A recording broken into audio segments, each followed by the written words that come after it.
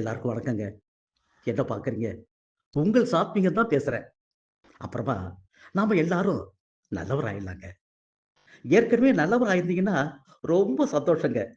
அப்படி நல்லவர் ஆகாம இருந்தீங்கன்னா, நல்லவர் ஆவறதுக்கு ஈஸியான வழி இருக்குங்க. தவணை முறையில. அதாங்க இன்ஸ்டால்மென்ட் பேசிஸ்ல நல்லவர் ஆயிடலாங்க. தவணை முறையில ஞானியா கூட ஆயிடலாங்க. எப்படின்னு பார்க்குறீங்களா? சொல்றேன். சீக்கிரத்துல நானும் உங்க கூடவே நல்லவர் ஆயிடுறேன். சரிங்களா? அனைவருக்கும் வணக்கம். மீண்டும் உங்கள் சாத்வீகம் உங்கள் முன்னே. இன்றைக்கிங்க இந்த சந்தோஷத்தை பற்றி உங்கள்கிட்ட சொல்ல போகிறேங்க.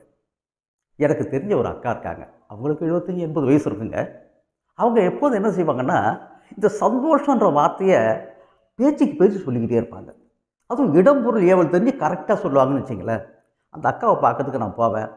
அக்கா சௌக்கியமாக இருக்கீங்களா? சும்மா இருக்கண்டி ராஜா. நீ எப்படி ராஜா இருக்க? நல்லா இருக்கேங்க்கா. சந்தோஷம்டி ராஜா. உடம்புலாம் எப்படி இருக்குது? நல்லா இருக்குங்கக்கா. சந்தோஷம் ராஜா. வீட்டில் அம்மா அப்பா நல்லா இருக்காங்களா? நல்லா இருக்கேங்க்கா. சந்தோஷம். என்னப்பா காலில் ஒன்று காயம்? பெஞ்சில் இடிச்சுக்கிட்டேங்க்கா. அஜிச்சோ, டாக்டர்கிட்ட காட்டினியா? காட்டினேங்க்கா. ஒன்றும் இல்லைன்ட்டாரு. ரொம்ப சந்தோஷம். இப்படி சந்தோஷம் சந்தோஷம்னு இடம்பொருள் தெரிஞ்சு கரெக்டாக சொல்லிக்கிட்டு இருப்பாங்க. அந்த அக்காட்ட பேசிக்கிட்டு இருக்கும்போதே எனக்கு ஒரு ஐடியா வந்துச்சு. சரி, இந்த சந்தோஷன்ற வார்த்தையை நம்மளும் இன்னையிலேருந்து பயன்படுத்தணும். நல்ல வார்த்தையாச்சே அப்படின்னு சொல்லிட்டு நினச்சிக்கிட்டு, சரிங்க நான் புறப்படுறேன்னு சொல்லிட்டு எங்கேயும் போயிட்டேன். யாருக்கிட்டையாச்சும் இன்றைக்கி முதல் சந்தோஷன்ற வார்த்தையை சொல்லி ஆரம்பிச்சுக்கணும்னு நினச்சிக்கிட்டு போயிட்டுருந்தேன். அதுக்கு தகுந்த மாதிரி என் நண்பர் தனபால் எதுக்க வந்தார்.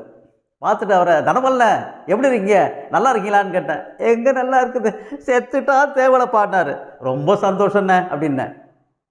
ஏதாவது ரொம்ப சந்தோஷமானார். அப்பா அப்பா அப்படியே கிளம்பி போயிட்டாங்க. பார்த்தீங்களா, எனக்கு சந்தோஷம்தான் சொல்லணும்னு நினச்சேனே தவிர, அவர் என்ன சொல்கிறாருன்னு காதுலேயே வாங்கலை பாருங்க. அதுக்கெல்லாம் தனி ப்ராக்டிஸ் வேணுங்க. மீண்டும் உங்களை அப்புறம் சந்திக்கிறேன். நன்றி.